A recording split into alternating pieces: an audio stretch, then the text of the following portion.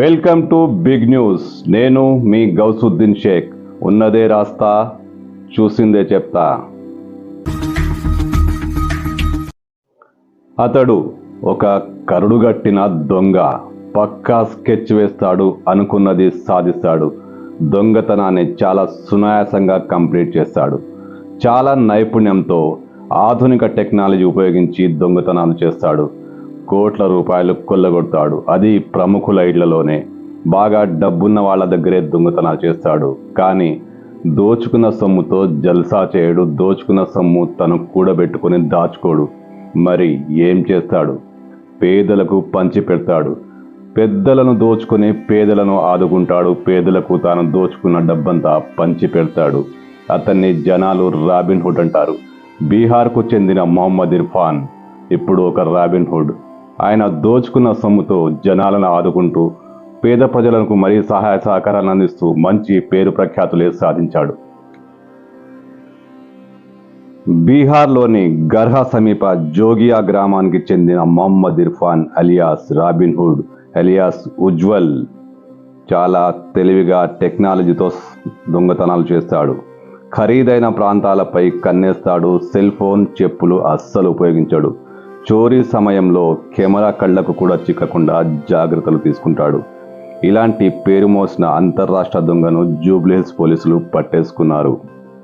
హైదరాబాద్లోని లకడికాపూర్లో meridian golden లాడ్జ్లో అతను దిగిన సందర్భంగా జూబ్లీహిల్స్ రోడ్ నంబర్ 45లో సినీ ప్రముఖుడు నివసించే ఇంటి సమీపంలో రెక్కీ నిర్వహించాడు.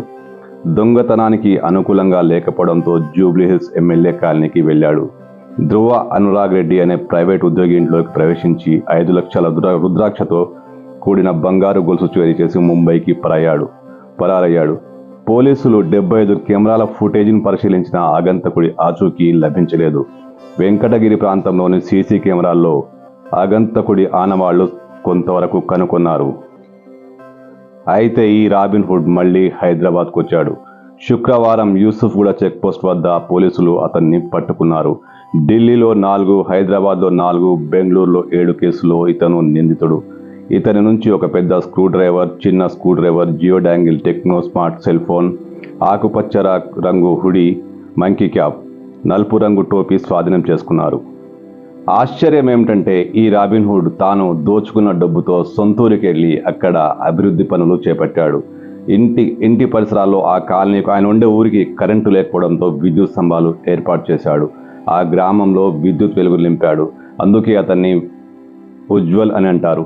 అంతేకాకుండా చిన్న వాళ్ళకి, చిన్న సామాన్యులకు, నిరుపేదలకు దోచుకున్న డబ్బంతా పంచి పెడతాడు.